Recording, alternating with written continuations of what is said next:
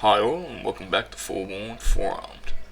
Today's episode we're going to cover tanks, and we're going to rank those tanks. I think tanks are a big one in Team Yankee because they are the mainstay that you use. They're so often taken for most lists. It's pretty much a staple in every force. So what I'm going to attempt to do is rank all the tanks, but first I'll talk about the variants, especially between different nations, and the types that they have. So, the fact that you've got the Abrams, different Abrams, like IPM1, M1A, M1A HC, and M1. And then you've also got the Aussie M1A1. So, I'll talk about those variants as well, which one I'd take out of those. And then I'll rank up every single tank that's currently available to every nation of where I think it should sit within the S through to F rank. Now this might be a big long one. I do appreciate you guys out there who have liked and subscribed to the channel, so please do continue to like and subscribe. It helps me to grow this channel for you. So, where to start? So we're going to start straight on the M1. I think for what it brings to the field is quite good. So you do get the ROF of 2 movement and shooting. It's pretty much a decent, 105 mil for the M1 and the M1 IPM. For what those two tanks do, they're quite good. The IPM one I really rate, especially within US lists that are small, especially under 100 points, because you can take 4 of them, they just about fit that slot. Especially for either 95-point games where they are 38 to 40 points depending on how many you take. And they're perfect for that reserve slot, which fills up room for other things, which is great. And I think that's one of the key takeaways from some of these tanks is most people are going to use them as a one-drop reserve, especially if you're a NATO player. Soviet players, not so much. You probably want a horde like the T-55 or T-62. That's probably main concern there with Soviets. Unless you want to go more elite like the T-80s or the T-80 Shock. However, back to the Abrams. The Abrams itself is a great little support tank. I wouldn't want to take it as a full tank formation myself. I find that if you're going to take pure tank formations, I think you're going to be looking at other nations or different tanks for that. It's not one of those tanks that you're going to take for a pure formation, especially for tournament play. Casual play, yeah, you're probably going to go, hey, look, do you want to have a tank-on-tank battle? Let's go. And you probably will take a formation of M1s. So, you do have 5 M1 Abrams variants in the game.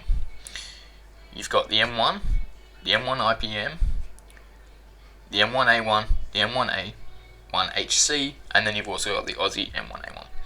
As far as all 5 are concerned, I think the Aussies run out the mill with the better variant just because they do have the skill, they do have the counter-attack over the US variants. Even though the US have that higher AT rating, I think with the Abrams, when it comes to it, the Aussies are probably going to have the better Abrams. And that leads back to the Labs Trial Squadron. It's like, if you're looking at taking Labs for US, it's like, why bother? Just take an Aussie Lab formation as allies. Hands down, that would be what I do. As far as where they sit, I think, for this ranking, I would look at probably ranking the M1 IPMs quite high because they are a brilliant tank for what they do. I don't see many HCs played across the board just because of their points cost. They're quite expensive for what they do. It's like, yeah, you get a better extra front armor for a lot more points, but at the same time, you can take 4 M1A1s for nearly the same price as 3 HCs. So it's like, I would take 4 M1A1s because they do the same thing. It's like, yeah, you get little 2 extra side armor, 2 extra front armor, and 1 extra side armor. It's like, but for what they do, I'll just take normal M1A1s, especially if you're going to use them for that, point set. Like at 100 points, M1A1s, bang, 42 points, done. That's your reserve job. But it doesn't leave much wiggle room for what else you want, especially for US. They do tend to have a lot of stuff that they want to take, and air is probably one of the biggest ones for US that you want to try at least fit 10 points of air to cover everything, especially if you're facing a Soviet horde list. Dragon 2 does make up now, I think, the bulk of the infantry, like especially for 1-1-3 formations. That's where I probably focus the Abrams more than anything, is in that formation. So that's the Abrams. Next variant I'm going to talk about is the Leopard.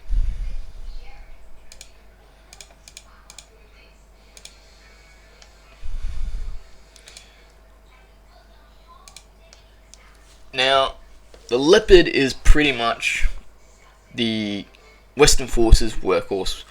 Pretty much just about every nation has some sort of Leopard. I think there's only like a couple of nations that, maybe 3 nations, I think, tops, that, or maybe 4 nations tops out of all the Western Forces that don't use the Leopard. Everything else does. It is pretty much the workhorse of any NATO force to begin with, or any force that is westernized in regards to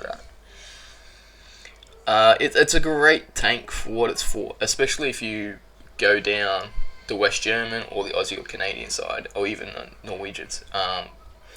Having that skill of 3+ is really beneficial to this tank, especially with the rate of 5.2.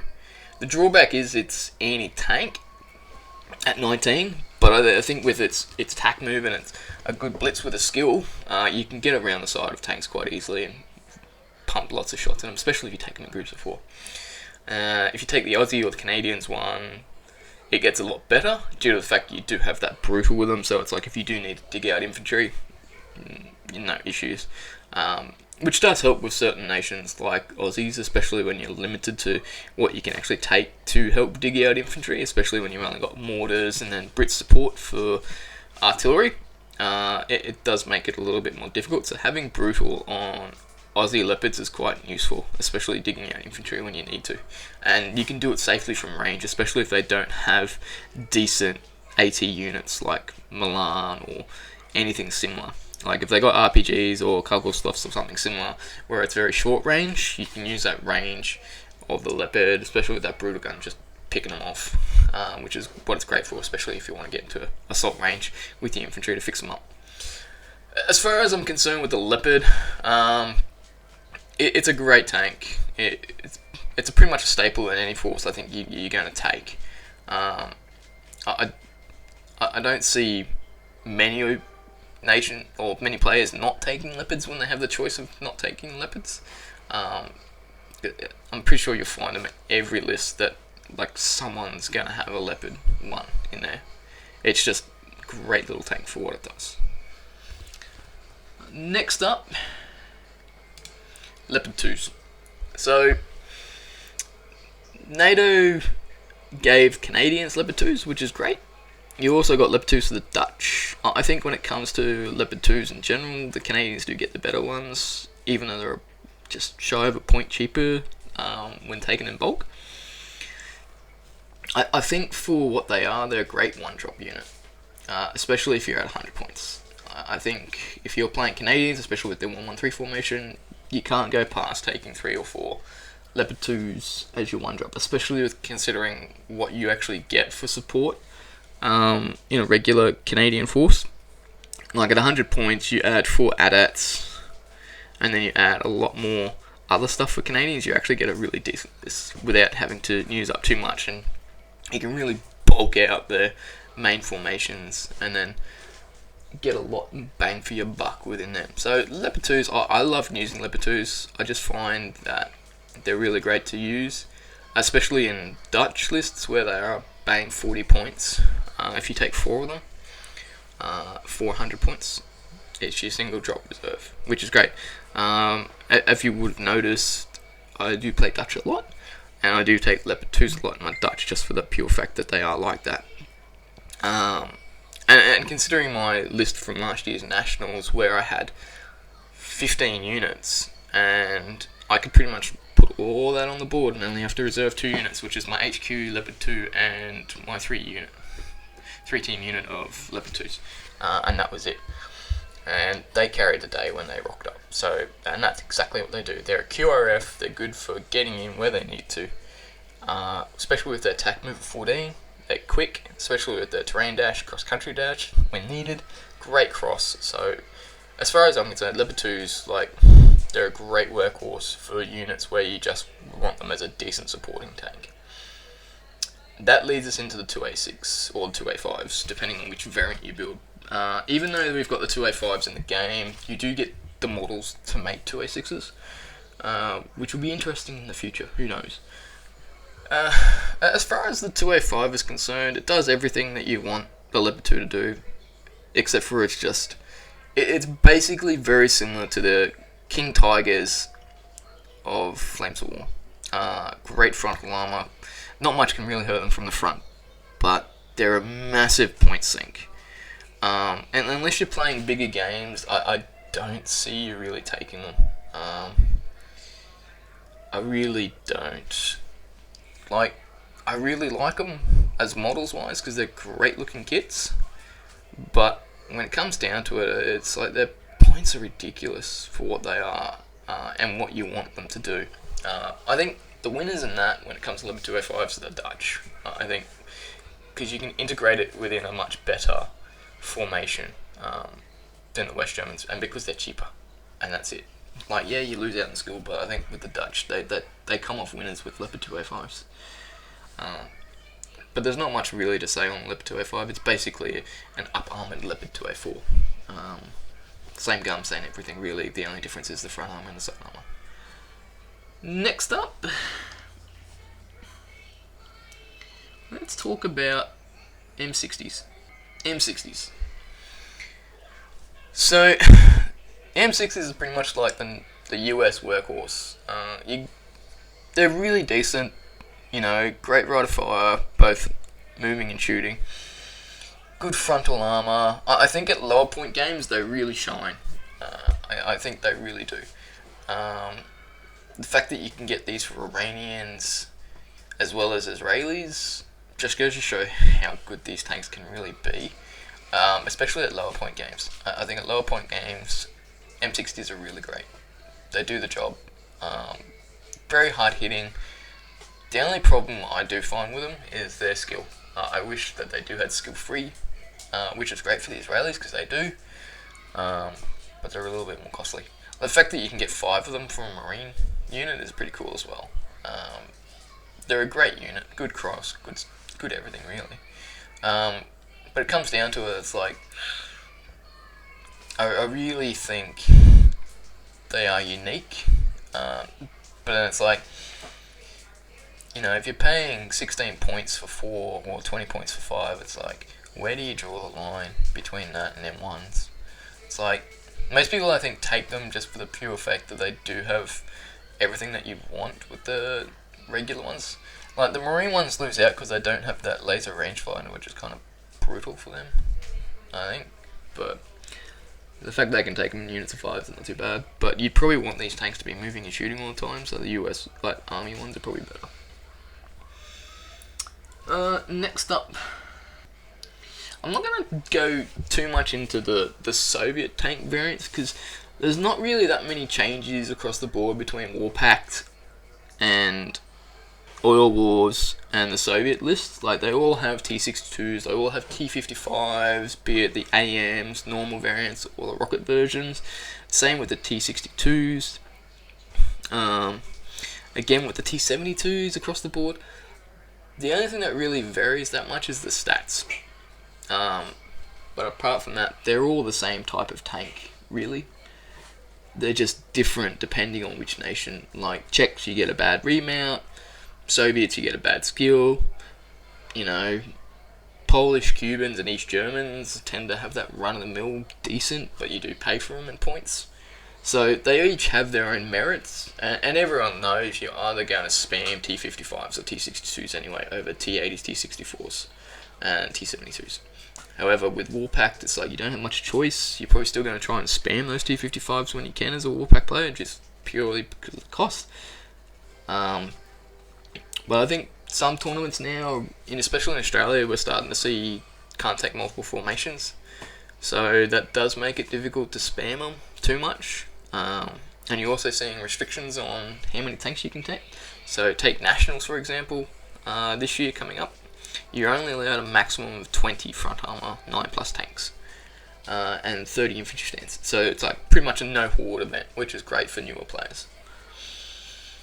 So that's my take on Soviet variants. There's not much of a change across the board for them. They're all the same regardless. Front armor, side armor, pretty much all within the variants. Not much change except for their skill, their assault, counterattack, and pretty much just their remounts for certain nations. So there's not much change there. And then you've just got T-80s and T-64 BV and T-72 Bs as well. So which just add ERA to those two tanks. So one of the formations that I really want to have a crack at is the new Centurions. So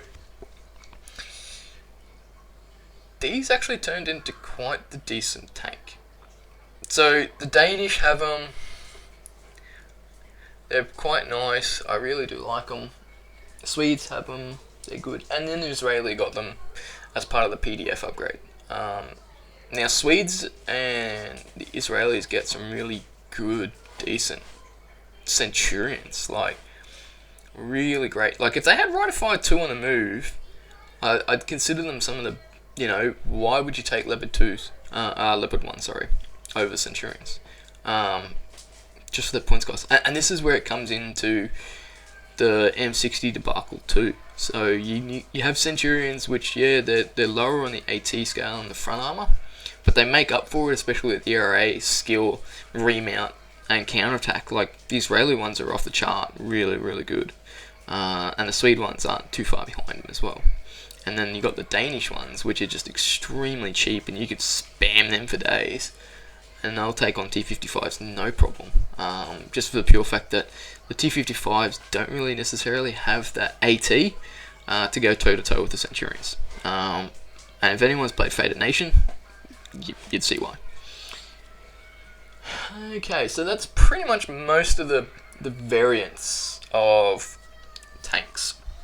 Of most of them, it's like you do get them up there now and again. So where do all these tanks rank up? So where do they rank as far as I think? So I'll start off with the RDF. The RDF is a great little tank. I find it really useful as a supporting vehicle, especially if you're going to run, say, the light company for the US, or even as like a supporting area.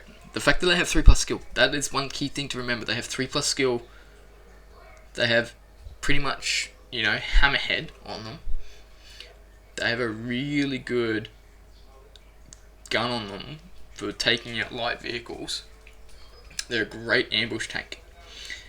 And the fact that you can blitz, shoot and scoot to get out of the way is really well done. So for that reason, I rate them a B, because they're a really good supporting tank. They are niche, they are good, and they are great to do it. So that's the reason why the RDF is up there as, a B.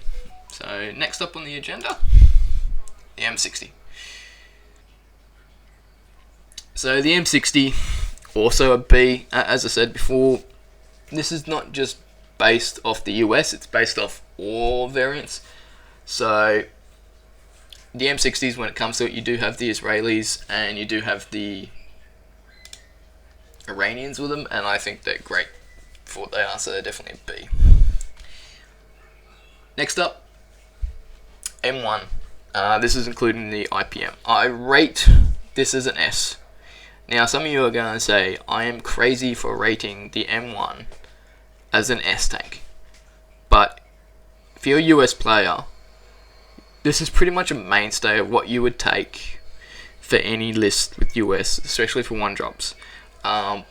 Great frontal armor. Yeah, you're going to probably be outnumbered, but at the end of the day, you don't care if you're outnumbered with a tank like IPM ones, because it's like you've made a list that's quite flexible, especially if you're going with 113 infantry with a ton of Dragon 2s, a ton of other supporting elements. So you're going to pick either defend or maneuver, and then you're just going to play the game where you've got 66s and Dragon 2s that are just going to shoot the hell out of anything. And then you're going to have plenty of supporting options, especially with toe 3s in there with the ITVs. Or even if you take a small lav formation with ITV, hammerhead toes, just to get a couple of those in there alongside some IPM 1s. Yeah, your cross-check goes up again with IPM 1s, but for what they are doing, the M1 IPMs are definitely an S tier for US and across the board because they are the ultimate support tank for that nation. It's like, I don't see many US players not taking IPM 1s in games just because they are the utility tank. And that's the reason why they're rated S. If you disagree, please let me know why. Next up, M1A1. Now this is classed as a C because it classes the Aussie variants also fit into this category. So that's the reason why it's a C. So, great staple tank, really good in support. They really have their niche, but that's why they're a C, because they're a great supporting tank, and you only get them for a couple of nations. They do have that AT-23 for the US ones, AT-22 for the Aussies, but really good support tanks. That's why I rate them a C. Next up, the ASU. Now I rate the ASU as an E, just for the pure fact that you can only get them in one formation. They're only a support formation tank. They're not very heavily armoured, and their AT is pretty shite. Yes, you can get quite a few of them for cheap, but I really don't rate them. And that'll probably be the same with the Cubans with the SUs, which I didn't put in this because I really can't be bothered because I just F-rate them. So that's where I see the ASU sitting. It's nice, it's niche, it's great for an ambush, but it's a one-trick pony. Once it's out there, it's going to get shot to hell. Yes, it's nice to have RF2 on a Soviet tank, but at the end of the day, it's just not worth it. It's like I play VDV and I don't use them, especially if you're going to play elite VDV. I don't see you wasting those points when you can take Nonas. Dual Nonas and batteries of 3 is probably brutal, especially with the BRDM OP. T80. Straight up A. It is a great tank. Especially if you're a Soviet player. Like, I think with the notion of Milan 2 out there, you're probably sitting there going, why? But that's what it is. It's a supporting tank. It's great for a supporting tank. The fact that you can take 5 for 40 points is what it's there for. Like, I've seen BTR hordes just take 5 of them and then still win games because it's like you got to chew through, like, nearly 40 plus stands plus 40 plus BTRs, and then once you get through that, 5 T80s rock up and they're in your face. It's like, just deal with me. And it's like, by the time you get to the T80s, you're already spent and you just don't have anything left in the tank, literally, to get rid of them. So it's like, why not? So that's why they're up there as an A tier. Next up, T72 BV. Same, A. If you're a Warpack player, you're not going to take T72s. You're either going to take T55s or T72 BVs because they're better than anything. And even if you're a Soviet player and you want to take T72s, regular T72s, T65s are dead. You're going to spend the points and get the extra, especially with the ERA. No point going anything less. That's why the T64 BV is also up there. Similar story to the T72B. Both are great utility vehicles. The T64 BV is in the A because it's cheaper than the T80. And you can take quite a few of them, especially like if you want to take not as many T80s, but if you want to have multiple T64s where you can field a decent formation and actually fit quite a few tanks with decent abilities in there, T64 BVs. I really like the T64 BV. I wish they really did like a shock formation of them or a guards formation of them where they did have like skill 3 plus, because I reckon that would be pretty cool. That's just my opinion. T64, And T72, I'm just going to put them straight in the D, because it's like, there's no point taking these anymore. If you're a Warplug player, or even a Soviet player, you've got better tanks available to you now, especially with the T72B and the T64BV. So for that reason, I'm just putting both of them in there, except for the T72, which I'm going to rate as an E, because you're not going to take it. It's just gone. No point. Take the B over the regular. No point taking it anymore. Next one, which will be the T55 variants. Straight up S-Stars for both variants. It's a no-brainer. Every Warpack player knows this. If you're going to spam, you're going to spam T55s in either variant. Most people go, oh, it's a crap tank on paper, but it's the ability to get so many of them and just spam so many of them that they're just great tank to just hoard the hell out of and just overwhelm people. There's no point not overwhelming people when you have T55s, and the fact that every nation available under the sun for Warpack Soviets, even Iranian, but the Iranians are a bit different. You can only take them as a support, so it's a bit of a I think if they had them as a formation, that'd be pretty scary. Next up, Brits. Chieftain. I rate the Chieftain as a B, just for the pure fact it's a great mainstream tank. Like, it's really good for what it is. I really like it. Great for support, and you can actually fit a decent amount of these in a 100-point game. Great rate of fire, stationary. They do have the skill so you can blitz and shoot and scoop, which is probably what you want to be using these for. Move up, take some shots, move back, move up, take some shots, move back. That's the kind of role they're designed for. That's the kind of role that the Doctrine is for Brits, and that's what you want to use them for. So for that reason, I rate them B, because they're a great support tank. You're probably wondering where the Challenger is going to fit in this. So the Challenger I've put down as C, just because of the cost. Like, the row arms are nice, you get the extra front armor, but they're basically a Chieftain with extra front armor and side armor, at nearly double the cost. Like, row arms, 3 row arms are 6 Chieftains. So it's like, to me, it's a no-brainer. I'd rather have field a formation of Chieftains, which is exactly the same cost as 4 Challengers, for nearly 8 Chieftains to 4 Challengers, or 5 Challengers. It's quite scary when you think about it that way. So I'd rather field 8 to 4, because at least that way you can flank the bigger tanks, get behind them with the Chieftains and easily smash them. As I said, it's like, the Challenger is the same category as M1A1s. It's a great support tank as a 1-drop. But the only issue is that rate of fire. It's like, that really lets down the Challenger. Leopard 2A5 and its variants, D. Great tank, but just too expensive for competitive play. I just don't see them being involved too much. They're really expensive. For that reason, D. Leopard 2A4s, on the other hand, they go into A. They're the workhorse of any mainstream, large force, if you want 1-drop. They're great. Canadian, Dutch, or even West German, they're great. For that reason, they're really good. West Germans, Canadians, you do have that 3+ skill, so you can move up to 18 inches a turn, and really get some good value for rate of fire and quick movement across the board that can still shoot on the run, which is scary. Next up, Leopard 1, no-brainer, straight to A.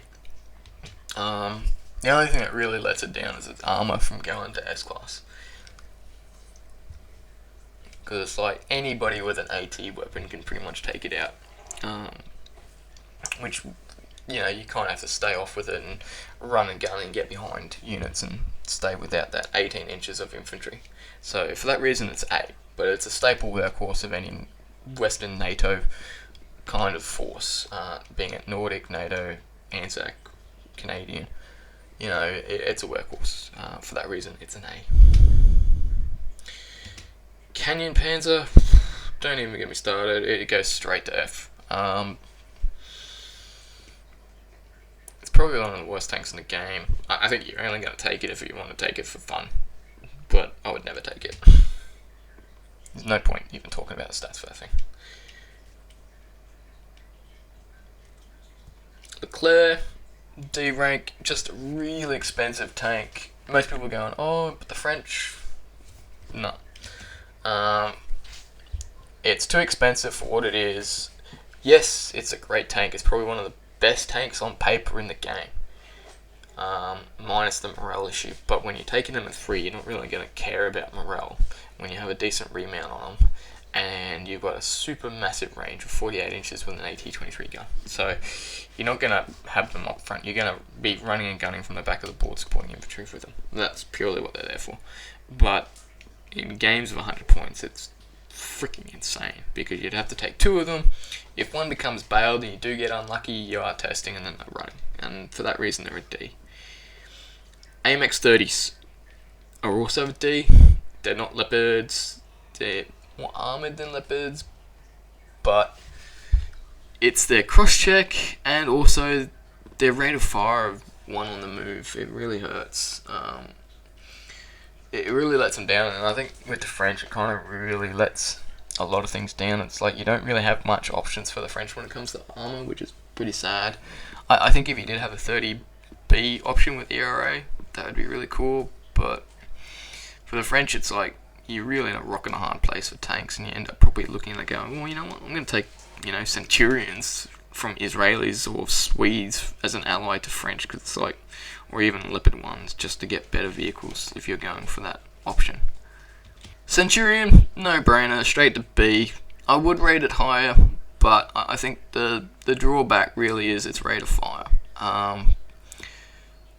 And I think it's great for what it is, but it still doesn't beat out the M60, and for that reason it's a B, because if you can't beat the M60 to go to A, then yeah. But for the fact that it has ERA, has some really good stats on it, I think it's a really brilliant tank. So for that reason, the Centurion's a B. And lastly, the S-Tank. S-Tank is going to E. Most people sit there going, but it's a really good tank, it's great, it's got a really good gun, it's AT-21, it's got some good skill. It's let down by a poor cross-check.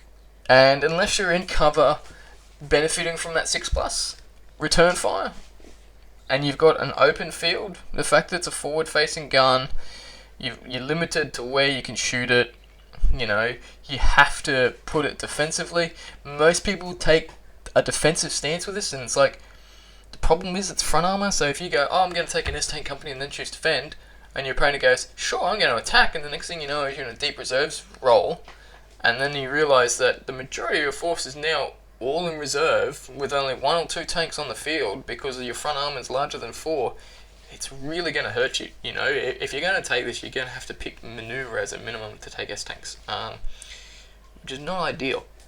Because you do want to play defensive with them, but you're going to have to choose like a defensive maneuver stance, which is really weird. But like if you pick them, I think you're really going to have to back them up by some great units like infantry.